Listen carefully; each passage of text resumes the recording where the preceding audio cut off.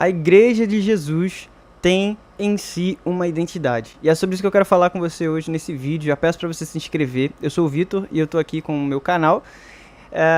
Inscreva, dê um like, se você quiser também acione os sininhos, porque a minha intenção é continuar, disponibilizando alguns estudos, algumas pregações, algumas coisas que vão ser necessárias, são necessárias para a nossa vida.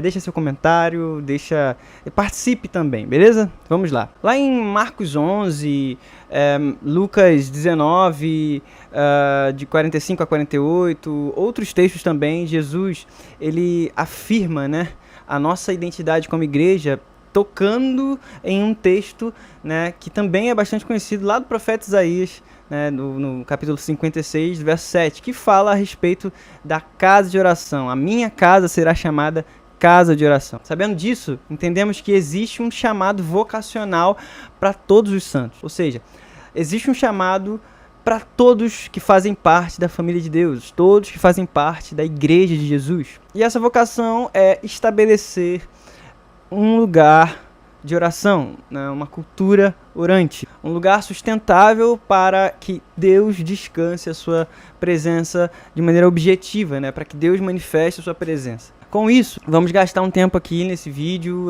e, na verdade, em uma série de vídeos a respeito de oração, estabelecendo alguns fundamentos, alguns alicerces para a nossa vida de oração individual e também a nossa vida de oração coletiva. Com isso, eu faço minha primeira pergunta para você. Você sabe realmente o que é oração?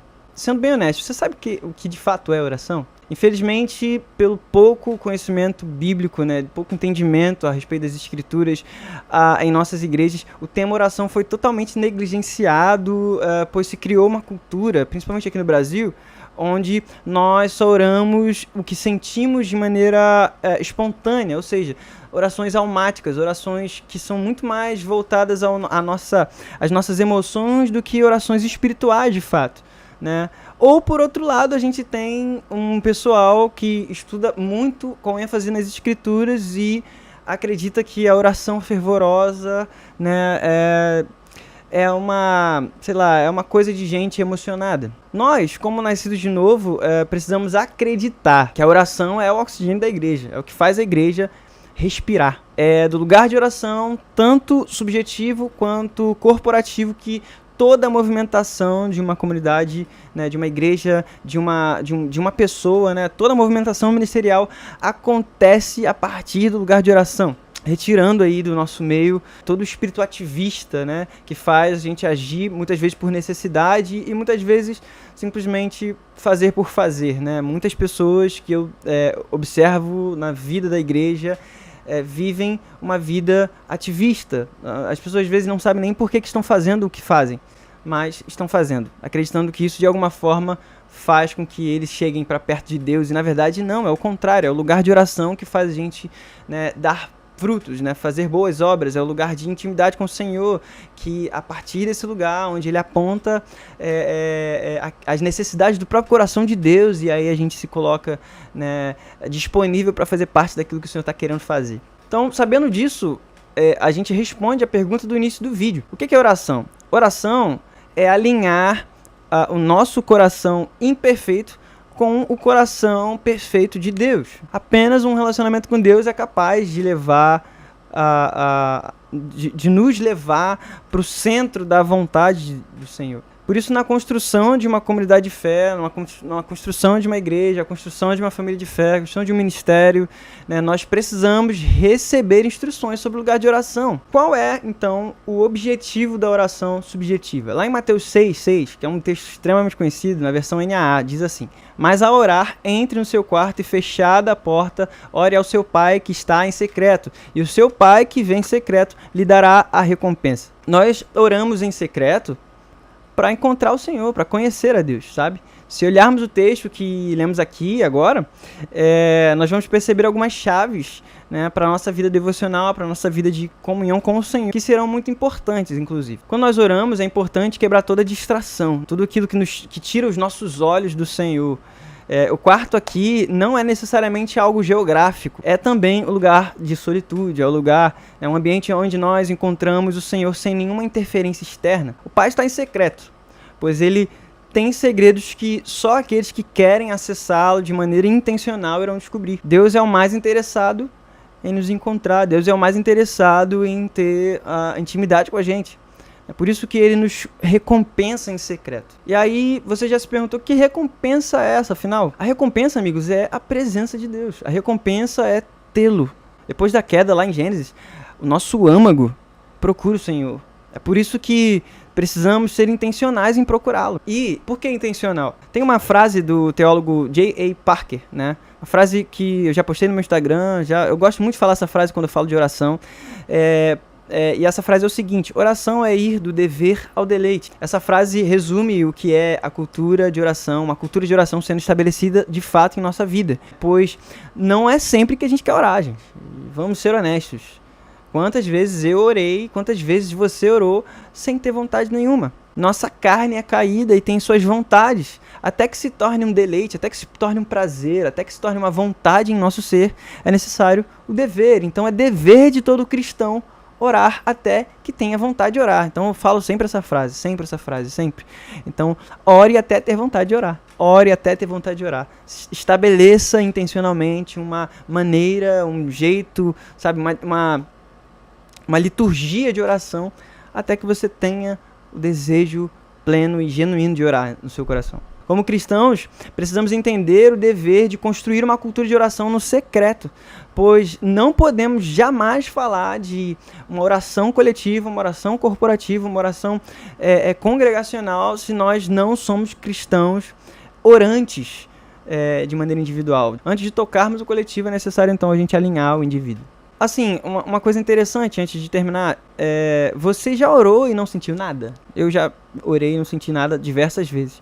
Isso é uma das coisas mais comuns na caminhada cristã, orar e ter a sensação de que parece não ter ninguém do outro lado. Orar de maneira intencional, até mesmo quando não estamos sentindo nada, é enfrentar um vazio que há no nosso coração até chegar a Deus. É como se estivéssemos trilhando um caminho que mistura tédio, ansiedade, preocupações, sabe, aqueles pensamentos que atravessam quando a gente está orando e atravessam pensamentos em nossa mente, orgulho por causa do nosso próprio intelecto, inclusive, até encontrar o Senhor. A gente precisa vencer tudo isso até trilhando um caminho até chegar ao Senhor. Lá em Mateus 7,7, também na versão NAA, diz assim: peçam e lhes será dado, busquem e acharão, batam a porta e será aberta para vocês, pois todo o que pede recebe, o que busca encontra, e a quem bate a porta será aberta. Existe uma recompensa para aqueles que perseveram em oração.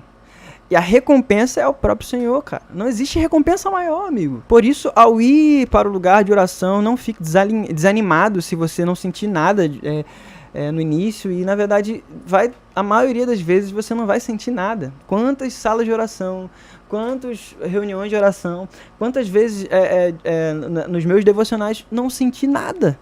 Mas eu estava ali, perseverando em oração, até que dentro de mim fosse construído um lugar de oração, entende? Ao orar, você está sendo mudado e ele não deixará de recompensar aqueles que o buscam. Então, quando nós somos intencionais em orar, quando somos intencionais em ler as escrituras, quando somos intencionais em estabelecer um ambiente de devocional, quem está sendo mudado sou eu.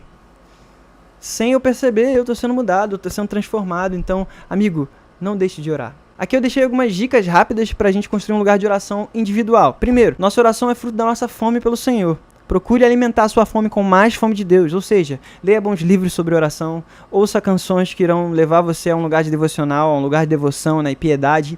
Tenha referências de homens e mulheres próximos que amam o Senhor e lembre-se que você se torna aquilo que você contempla. Então, contemple o Senhor até que você se torne. Segunda coisa, tenha um tempo da sua rotina separado para o Senhor. Não precisa começar, sei lá, com muito tempo, né? De 20 em 20 minutos conseguimos construir algo sólido, sabe? Terceira coisa, lembre-se da vida dos grandes avivalistas que passaram horas e horas em oração antes de se movimentar em qualquer outra coisa para o Senhor, né? Veja como Lutero estabelecia sua maneira de orar, Calvino, esses homens, né, que marcaram a história da igreja, como Charles Finney orava, como Evan Roberts orava.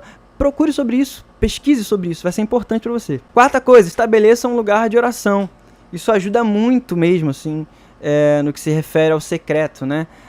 Pois de fato, quando consagramos um lugar para o encontro com Deus, Deus vem de maneira sobrenatural. Isso, gente, isso não é conto da Disney, isso é de verdade. Tem um caderno de orações, anote orações, anote palavras do Senhor, anote profecias, palavras de conhecimento que você recebeu, anote, cara. A gente precisa parar de tratar as coisas de Deus como qualquer coisa, velho. A gente precisa levar a sério a ponto de anotar as nossas orações, anotar as nossas petições, anotar aquilo que o Senhor já falou com a gente. Sexta coisa, ore constantemente em pensamentos. No meio de uma rotina super lotada, cara, a única coisa que vai nos faltar é dirigir orando, fazer comida orando, arrumar a casa orando, trabalhar orando. Então, tenha uma mente orante, ore o tempo todo. E sétima e última coisa, comece. Não espere muito para começar a se movimentar em oração. Não espere uma noite de avivamento na sua igreja local. Não espere o Senhor tocar o seu quarto. Comece a orar, cara. E se você, em algum dia, não conseguir orar, continue. Comece de novo. Entende? Não seja orgulhoso e nem preguiçoso. Gente, esse é o vídeo de hoje. Eu queria que você deixasse seu like, comentasse o que você achou, inscrevesse, né? Se inscreve aí, aperta lá o sininho também para você não perder os vídeos. E eu espero que você tenha gostado desse formato de vídeo. Deus te abençoe e até a próxima. Valeu!